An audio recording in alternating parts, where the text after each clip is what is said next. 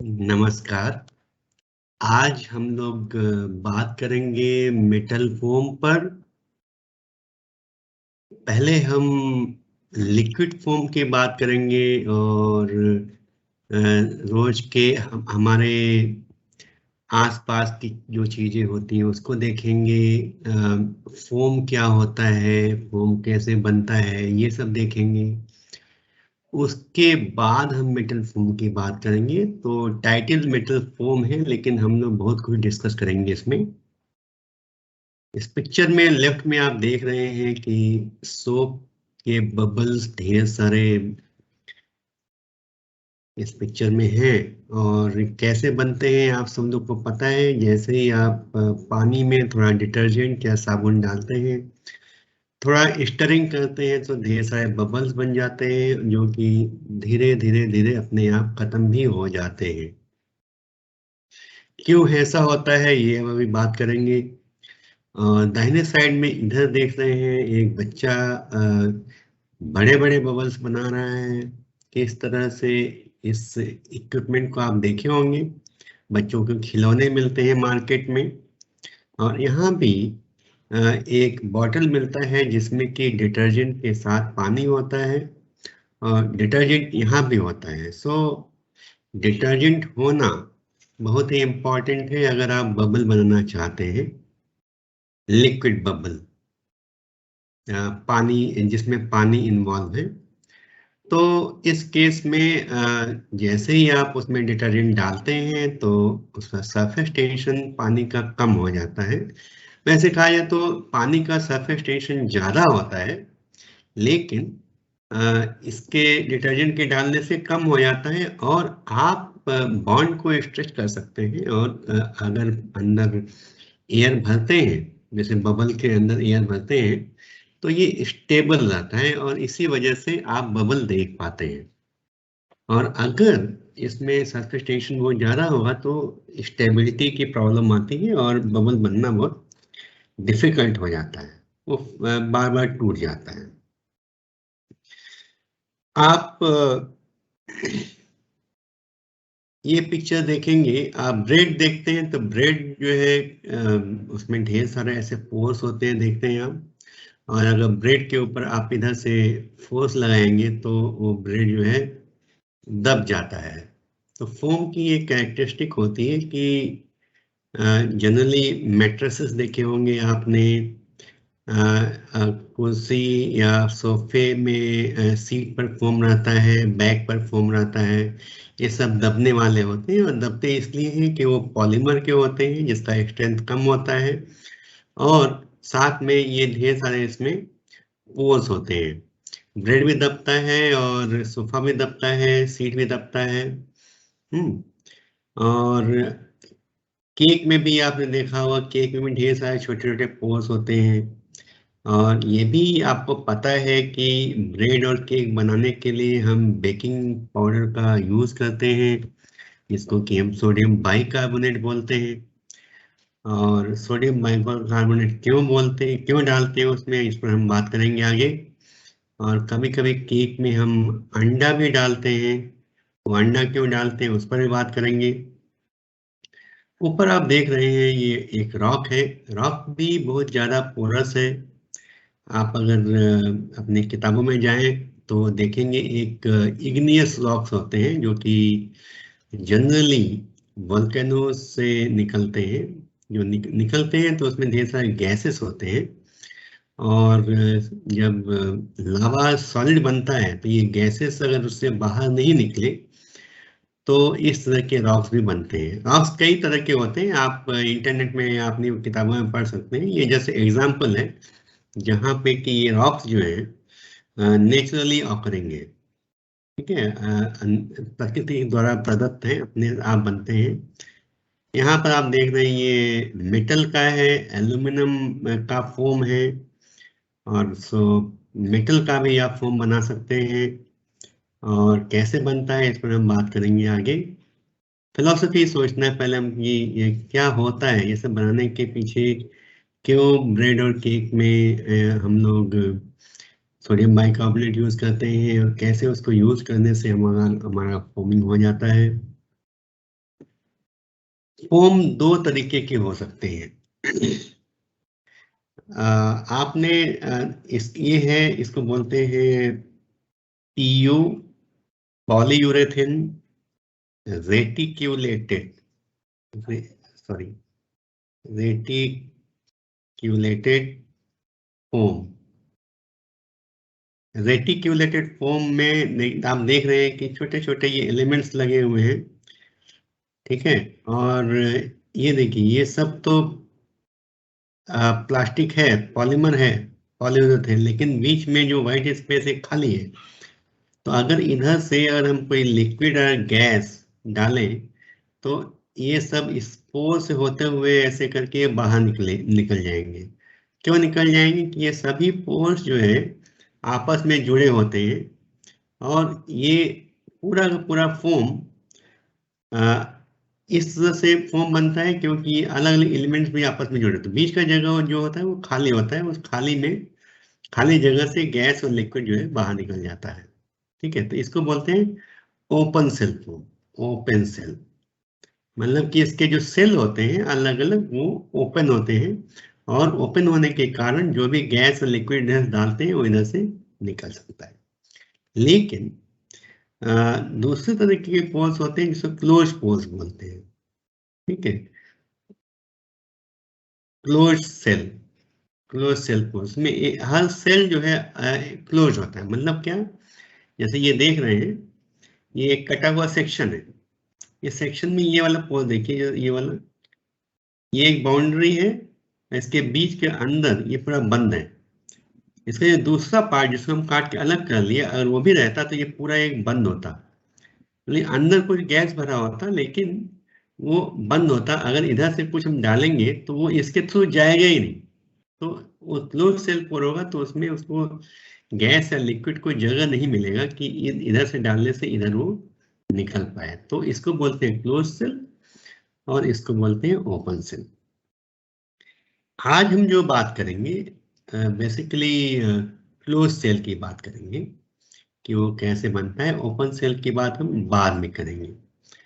और ओम के एप्लीकेशन जहाँ तक है उस पर मैं अभी कंसिडर ज़्यादा ध्यान नहीं दे रहा हूँ। एप्लीकेशन आप कहीं से पढ़ सकते हैं, लेकिन यहाँ पर ये बात है कि जब हम मेटल बनाते हैं, फॉर एग्जांपल एल्युमिनियम बनाने का जो तरीका है,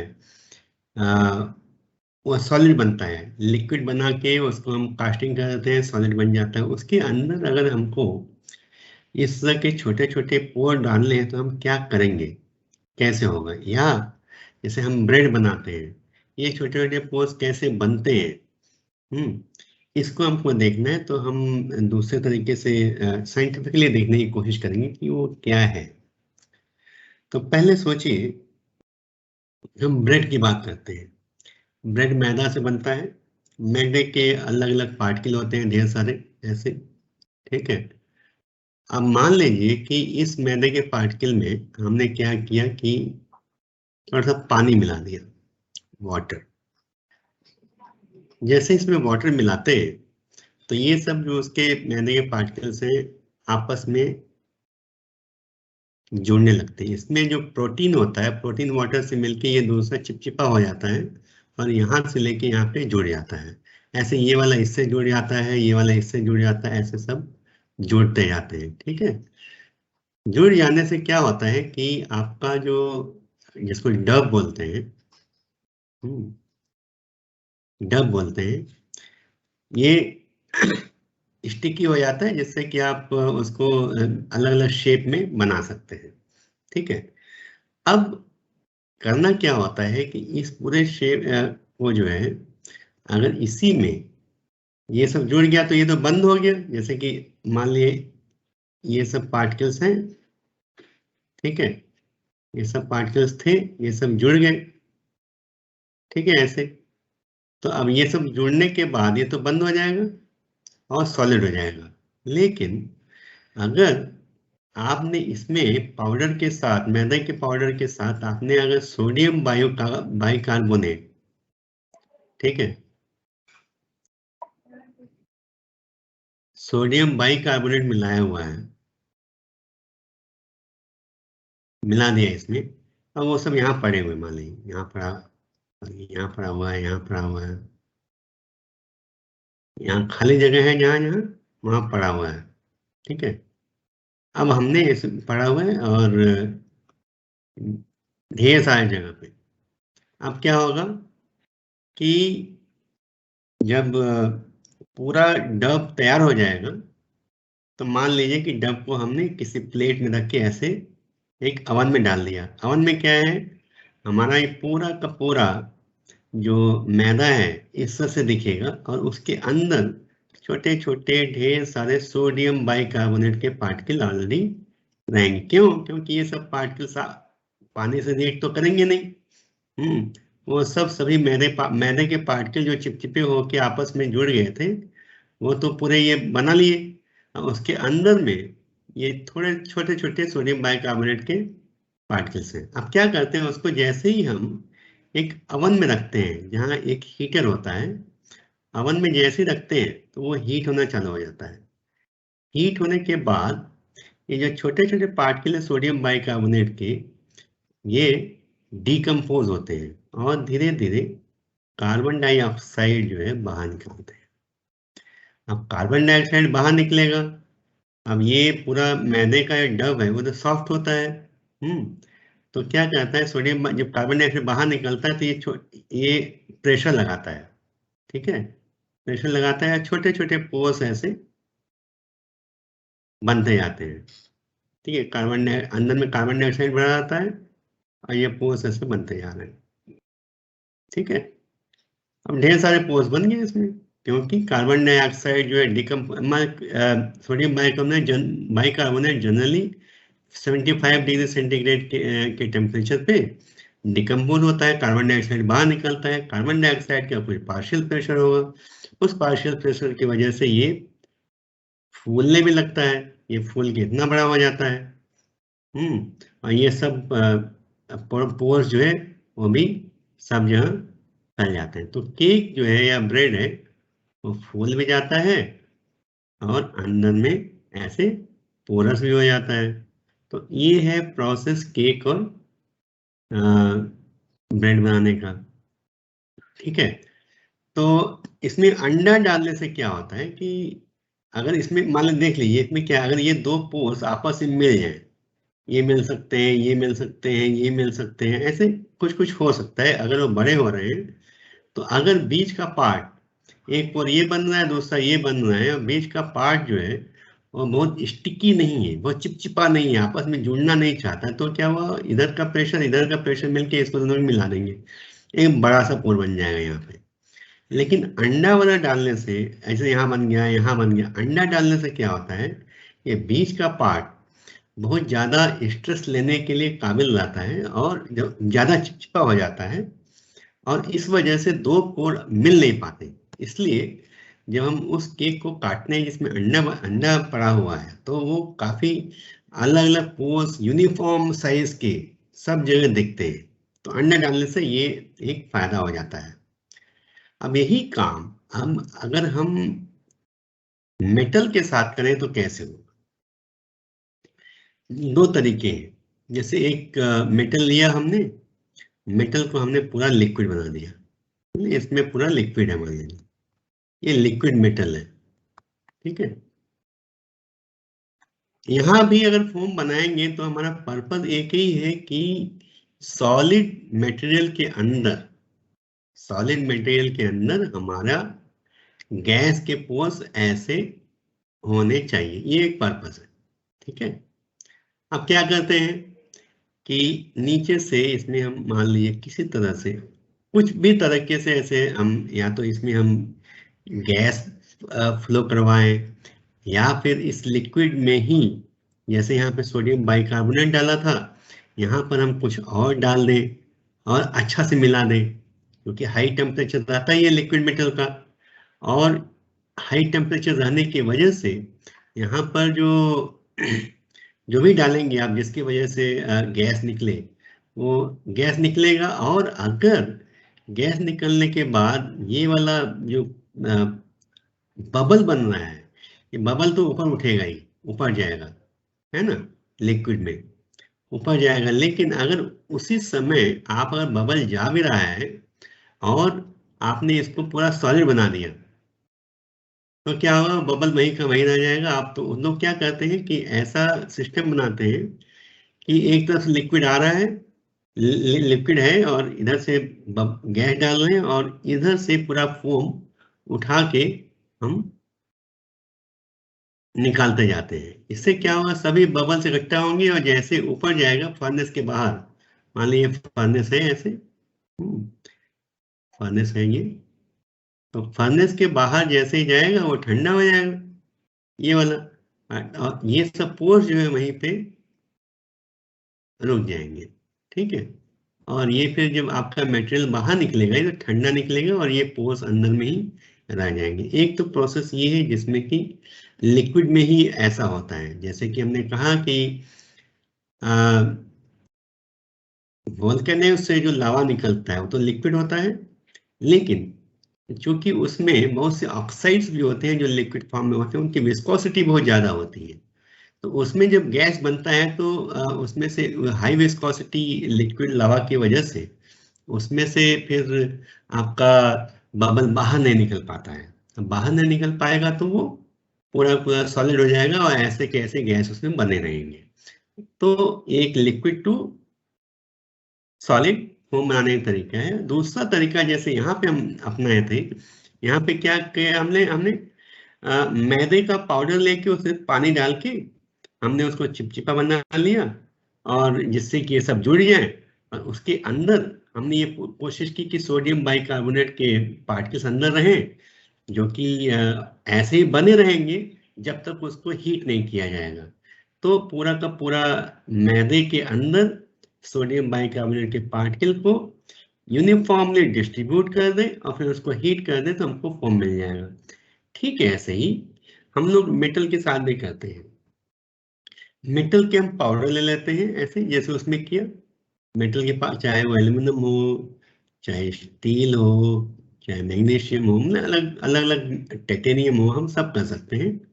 ठीक है, ये पार्टिकल्स आ गए आपके। अब इसमें क्या करते हैं मतलब कि हम पहले इसके अंदर एक बोलते हैं फोमिंग एजेंट, जैसे वहाँ सोडियम बाइकार्बोनेट था, ऐसे ही मेटल के लिए हम यूज करते हैं फोमिंग एजेंट। सोडियम बाइकार्बोनेट भी एक फोमिंग एजेंट ही है, जिसको हम ब्रेड बनाने के लिए काम लाते हैं। जैसे मान लीजिए कि हमने एल्यूमिनियम मेटल की बात करें, तो एल्यूमिनियम मेटल जो है टिटेनियम हाइड्राइड यूज करते हैं एज फोमिंग एजेंट। क्या करते हैं, ये पूरा पाउडर हो गया, इसको इस पाउडर को जो ये एल्यूमिनियम के पाउडर से मान लीजिए फॉर एग्जांपल, इसमें टिटेनियम हाइड्राइड के पाउडर मिला दिए। कैसे मिला है, उसमें मिला के मैंने मिक्स कर लिया, तो यहाँ ढेर सारे टिटेनियम हाइड्राइड के पाउडर इसमें मिक्स कर दिए। मिक्स करने के बाद अब जैसे कि मैदे को लेके हम क्या करते हैं, मैदे में पानी मिलाते ही वो चिपचिपा हो जाता है, आपस में जुड़ जाता है, लेकिन मेटल में तो ऐसा होगा नहीं। मेटल में तो आप जैसे ही पानी मिलाएंगे या कुछ मिलाएंगे उसमें कुछ नहीं होने वाला है। उसको मेटल को सबसे अच्छा तरीका है आपस में ये सब पार्टिकल्स को जोड़ने का, उसको बोलते हैं सिंटरिंग प्रोसेस। ठीक है, सिंटरिंग प्रोसेस। इसमें क्या होता है, इसमें क्या होता है कि ये जैसे दो पार्टिकल है, एक पार्टिकल ये आया और दूसरा पार्टिकल ये है, मान लिया तीसरा ये है। मान लिया यहाँ पर एक टाइटेनियम हाइड्राइड के पार्टिकल बैठा हुआ है। होता क्या है, ये पार्टिकल आपस में जुड़े, अगर इस पूरे सिस्टम को हम अगर हाई टेम्परेचर पे, सिंटरिंग टेम्परेचर पे रखते हैं, तो ये सब पार्टिकल आपस में जुड़ जाते हैं। ठीक है, डिफ्यूजन होता है, डिफ्यूजन होता है, और ये पार्टिकल आपस में जुड़ जाते हैं। तो कैसे बनेगा, एक पार्टिकल ये है, दूसरा पार्टिकल ये है, और तीसरा पार्टिकल भी सब में जुड़ा हुआ। इसके बीच में यहाँ पर इस जगह पे आपका टाइटेनियम हाइड्राइड पड़ा रहेगा मान लीजिए। अब क्या होगा, ये सब जुड़े हैं, सब जुड़ने के बाद टाइटेनियम हाइड्राइड पड़ा हुआ है, लेकिन अगर सोचिए कि टाइटेनियम हाइड्राइड जिसका कि डिकम्पोजिशन टेम्परेचर अराउंड 5450 से लेके 500 तक होता है, अगर इसको जोड़ने एल्युमिनियम के पार्टिकल्स को जोड़ने की प्रक्रिया अगर हम इस टेम्परेचर के ऊपर करेंगे तो क्या होगा कि टाइटेनियम हाइड्राइड डिकम्पोज हो जाएगा और टाइटेनियम हाइड्राइड से हाइड्रोजन बाहर निकल जाएगा, ठीक है, जो कि हाइड्रोजन जैसे इसमें कार्बन डाइऑक्साइड था, इसमें हाइड्रोजन फॉर्मिंग करता, लेकिन अगर हम इस टेम्परेचर से ज्यादा पे अगर हीट करेंगे इसको एक सॉलिड बनाने के लिए, सभी एल्युमिनियम के पार्टिकल्स से जोड़ने के लिए, तब क्या होगा कि वो हाइड्रोजन बाहर निकल जाएगा और फोम बनाने के लिए जिस गैस की जरूरत होगी हमारे पास रहेगी नहीं। इसलिए इसको हमेशा इस टेम्परेचर से नीचे ही सिंटरिंग करते हैं। डिकम्पोजिशन टेम्परेचर के नीचे सिंटरिंग करने से ये तो जुड़ जाएंगे आपस में, लेकिन टाइटेनियम हाइड्राइड जो यहाँ रहेगा वो डिकम्पोज नहीं होगा। अब क्या होगा, आपके पास एक ऐसा सॉलिड मिल जाएगा, ऐसा इस तरह का, जिसमें कि सभी पार्टिकल एल्युमिनियम के जुड़े होंगे, ठीक है। जुड़े होंगे मतलब क्या कि एक तरह से पूरा पूरा सॉलिड बन गया, सिंटर्ड सॉलिड, सब सॉलिड बन गया, हर पाउडर पार्टिकल जो आपस में जुड़ गया, आपस में जुड़ गया तो सॉलिड हो गया, ठीक है। अब लेकिन इसके अंदर ये टाइटेनियम हाइड्राइड जो कि डिकम्पोज नहीं किया है वो अलग अलग जगह पे बैठा हुआ है, यहाँ पर इन सब जगह में बैठा रहेगा।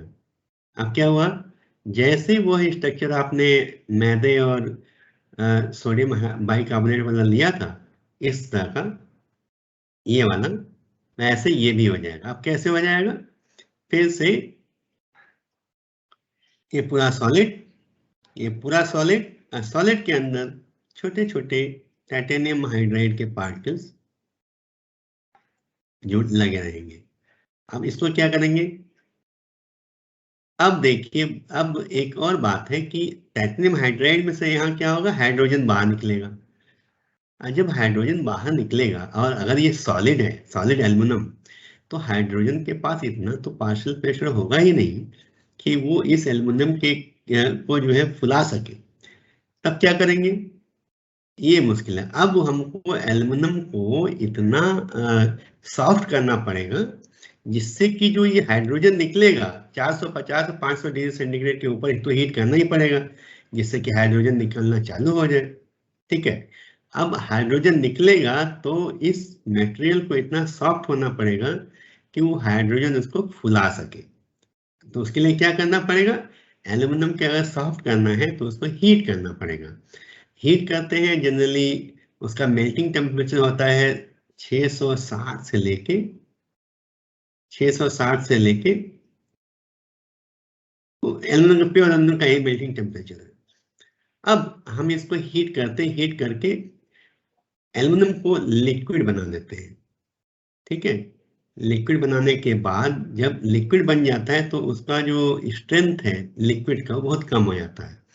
अब फिर हाइड्रोजन जो यहाँ पर है, अब कैसा स्ट्रक्चर समझ लीजिए, ये सॉलिड रहेगा एल्युमिनियम, ये सॉलिड में टाइटेनियम हाइड्राइड ऐसे पड़ा रहेगा।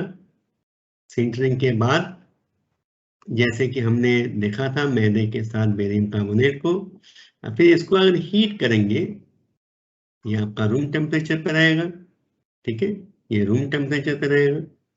लेकिन अगर हीट करेंगे फिर क्या होगा, यही छोटे छोटे पार्टिकल जो है छोटे छोटे बबल्स बनाएंगे, ठीक है, ऐसे बबल्स बना के इस लिक्विड को पूरा फोम बना देंगे, ठीक है। हमने जो देखा है कि यह अगर 2 मिलीमीटर है थिकनेस, तो फूलने के बाद ये कम से कम 10 गुना 10 टाइम्स हो सकता है इसका थिकनेस जो है 10 टाइम्स तक बढ़ सकता है ऊपर जाके, ठीक है। और ढेर सारे पोरोसिटी उसमें बन जाएंगे, पोर्स बन जाएंगे उसमें। लेकिन अब लिक्विड तो फॉर्म बन गया, आपको इस लिक्विड को तुरंत जल्दी से जल्दी सॉलिड बनाना पड़ेगा, नहीं तो लिक्विड का स्ट्रेंथ तो बहुत कम है। लिक्विड का स्ट्रेंथ कम होने से ये सब पोर्स आपस में जुड़ भी सकते हैं, जुड़ के एक बड़ा पोर बना लेंगे जो कि अच्छा नहीं होगा। इसलिए हमको जो एल्यूमिनियम का लिक्विड है उसकी विस्कोसिटी भी अच्छी रखनी है, जिससे कि उसका स्ट्रेंथ बना रहे। साथ में एक बार बनने के बाद उसको जल्दी से कूल भी करना है, तब वो जाके स्टेबल फॉर्म बन जाता है। इनमें बहुत साइंस और भी है, लेकिन बेसिक फंडामेंटल्स फॉर्म बनने के, चाहे वो ब्रेड का फॉर्म हो या फिर लावा का फॉर्म हो या मेटल का इस तरह से फॉर्म बनाते हैं, फंडामेंटल्स ऐसे ही है। मुझे लगता है कि आज मैंने कुछ समझाने की कोशिश की, आपको समझ में आया होगा। और एप्लीकेशन जो फॉर्म का है वो आप कहीं से पढ़ सकते हैं, एंड फंडामेंटल सही है। Thank you very much.